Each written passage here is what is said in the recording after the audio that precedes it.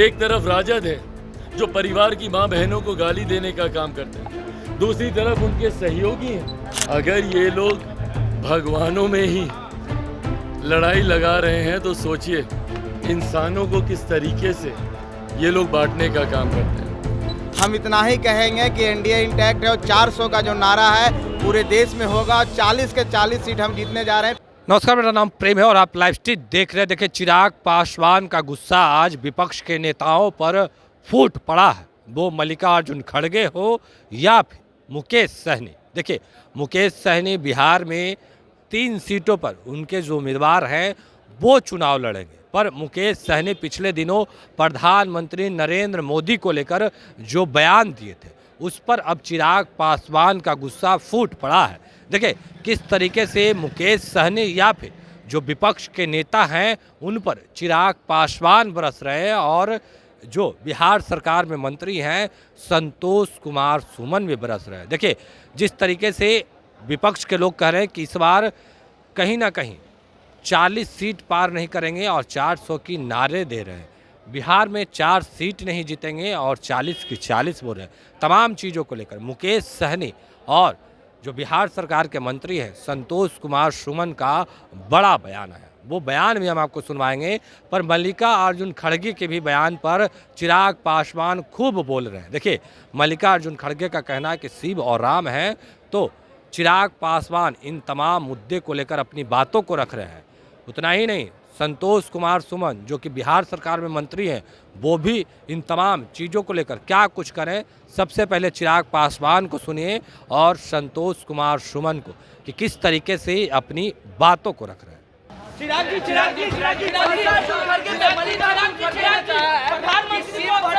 मल्लिकार्जुन खड़गे ने कहा है कि अब लड़ाई शिव और राम की हो गई है। हम शिव हैं और शिव से ज्यादा ताकतवर कोई नहीं है। भाई, कैसे ये लोग धर्म का इस्तेमाल करते हैं राजनीति में और उसके बाद आरोप हम लोगों पर लगाए जाते हैं। अगर ये लोग भगवानों में ही लड़ाई लगा रहे हैं तो सोचिए इंसानों को किस तरीके से ये लोग बांटने का काम करते हैं। हकीकत है विपक्ष के पास अब कोई मुद्दा नहीं बचा, इसीलिए ये लोग इस तरीके की भाषा का इस्तेमाल कर रहे हैं। हम लोग जब भगवान श्री राम की बात करते हैं, ये मैनिफेस्टो का हिस्सा भारतीय जनता पार्टी का रहा है, जिसको कभी कांग्रेस या इनके सहयोगियों ने पूरा नहीं होने दिया। 500 साल से ज़्यादा तक भगवान श्री राम लल्ला उस टेंट के नीचे रहे, तब ना इनकी भावनाएं आहत हुई, ना इनकी संवेदना उस प्रति जागी। पर आज जब भारतीय जनता पार्टी ने अपने मैनिफेस्टो को पूरा किया, एनडीए ने जब अपनी बातों को पूरा किया, तो आज इनको शिव भी याद आ रहे हैं।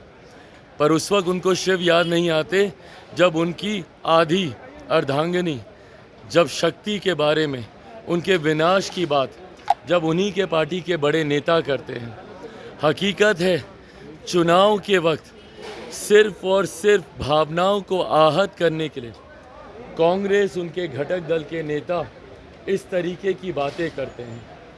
आज जब वो शिव को इतना याद कर रहे हैं तो उनको राहुल गांधी जी का वो बयान भी याद आना चाहिए, जहाँ पे वो शक्ति के विनाश की वो बात करते हैं।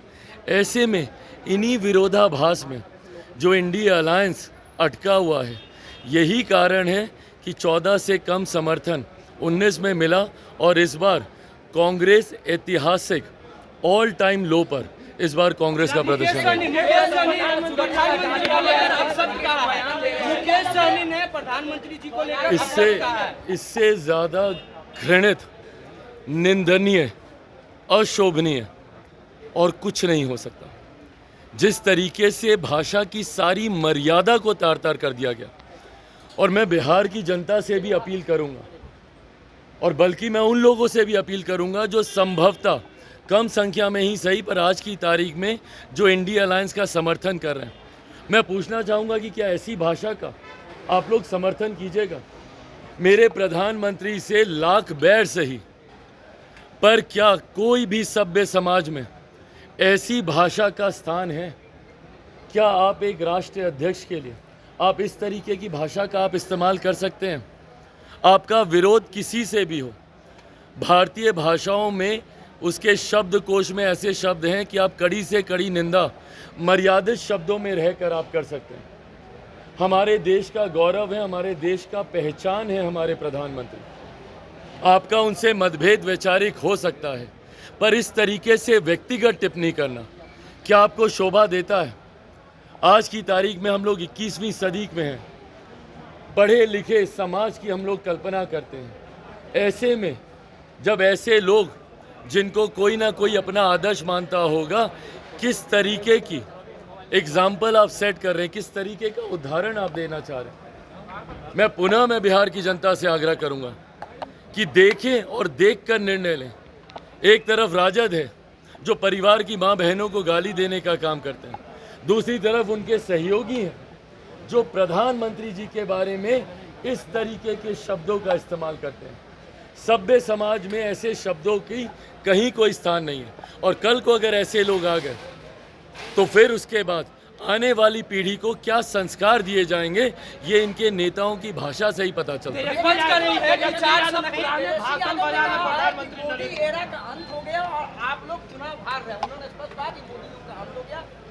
सुनिए ना, 2014 का भी बाइट निकाल लीजिए, यही बोले थे। 2019 का भी बाइट निकाल लीजिए, यही बोल रहे थे। अंत किसका हो रहा है ये तो ये देख ही रहे हैं ना। 2014 में जो प्रदर्शन था, एक सीट तो जीत नहीं पाए। 2019 में खाता पुनः नहीं खोल पाएंगे, और 2020 भी इनको भूलना नहीं चाहिए। 2020 में अगर हम लोग अलग होकर चुनाव नहीं लड़ते तो आज जो इनको घमंड है ना बड़ी पार्टी का, दहाई का आंकड़ा ये लोग पार नहीं करते।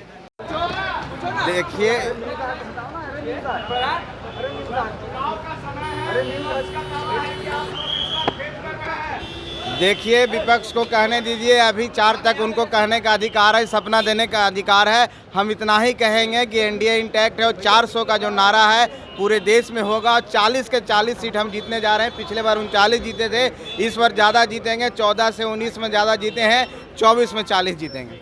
तो अभी आप चिराग पासवान और संतोष कुमार सुमन को सुन रहे थे। तमाम मुद्दे को लेकर क्या कुछ कहा है आपने सुना है, किस तरीके से अपनी बातों को रख रहे थे। देखिए बिहार में 40 लोकसभा की सीट है। तमाम सीटों पर जो दोनों दल के यानी दोनों गठबंधन के लोग हैं जो अपने उम्मीदवारों का घोषणा कर दिए हैं। लड़ाई अब 40 में 40 सीट का है। देखिए एक और जहां एनडीए के लोग कह रहे हैं कि इस बार पिछली बार 39 जीते थे, इस बार 40 में 40 जीतेंगे, पर जो इंडिया गठबंधन के नेता हैं, जो महागठबंधन के नेता हैं, उनका कहना है कि सपना देखना छोड़ दे।